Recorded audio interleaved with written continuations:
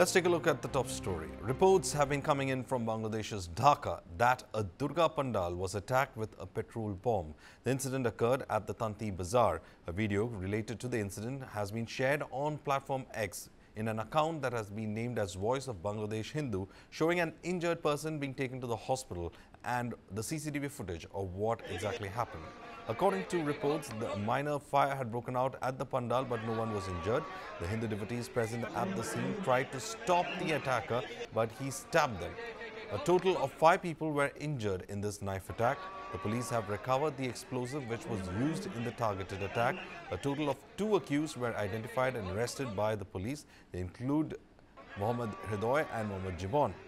Meanwhile, India has expressed serious concerns over the attacks on Hindu temples and mandaps in Bangladesh.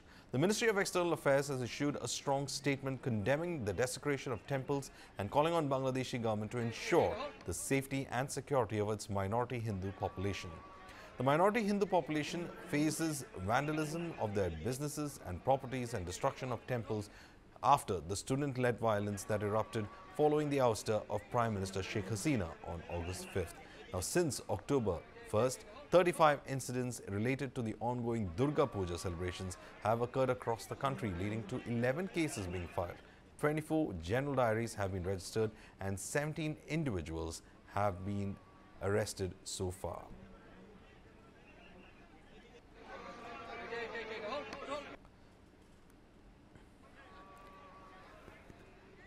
To speak more about this, we are joined in by Suhas Chakma, who's Director, Rights and Risk Analysis Group.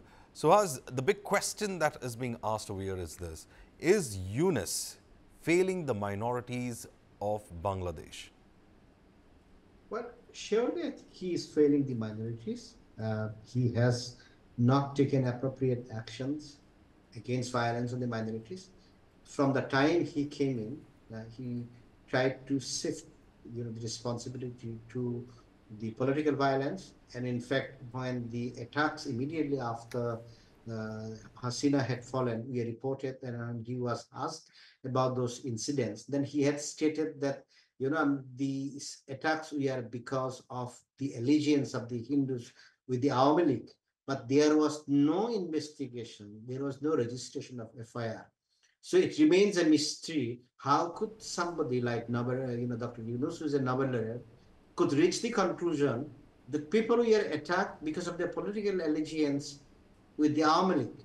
So with that statement of Dr. Yunus, I think people in the country, the radical elements, the fundamentalists, which are the overwhelming majority, got the message that they can actually get away with anything because it's at the end of the day, the Awami League versus the rest of the country. And I fear, actually, I fear that there will be more violence on the Hindus when the election processes start. Because at this point of time, the international spotlight is on Bangladesh, whether Hindus and their Durga Puja celebrations are attacked and etc. So therefore, there's a beefed up security which everyone in the administrations is trying to do. But that particular approach will not be prevalent once the election processes start. And at that point of time, saying these are the Awami League leaders, they will be attacked. It will be very difficult for the Hindus to stay there. And basically, Dr. Yunus has provided a template to attack the minorities in the country. So the question is, who is actually being in power in the back? And for example, is Yunus just the smokescreen of a much harder agenda that is at play? Well, I think, before Yunus took over power, international community did not know what is the personality or what's the worldview of Dr. Yunus. So everybody was smitten by the fact that he's a Nobel laureate. He got the Nobel Prize for Peace. People had forgotten 2 things. One, that as a banker, he survived on collecting interest from the poor people. And in India, we all know how EMIs are collected. It's another thing, certain people we have benefited, but once he got the Nobel Prize, then all the dark records which he had was written off. Second, people did not know what were his views on governance, democracy, and inclusiveness. And if you look at today, Dr. Yunus comes out somebody who is not liberal at all. He's absolutely illiberal. And the best way to look at it is the formation of this Constitutional Reform Commission. Out of 9 members, there is only one woman, which is actually violative of the Jatiya Sanshad Representation Act of 2004, which reserves certain amount of seats for the women in the parliament. So that spirit was violated.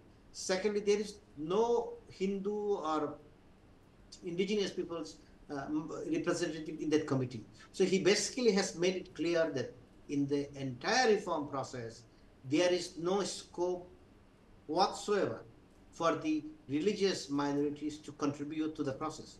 So when you exclude the religious minorities from the process, then you send a message that religious minorities cannot stay. So if you look at the formation of his cabinet, except one Chakma, I mean, the representation of the minorities is very, very low. Than in the committees or different kind of 6 committees which he has formed, there is no representation from either the indigenous tribal communities or the Hindu minorities.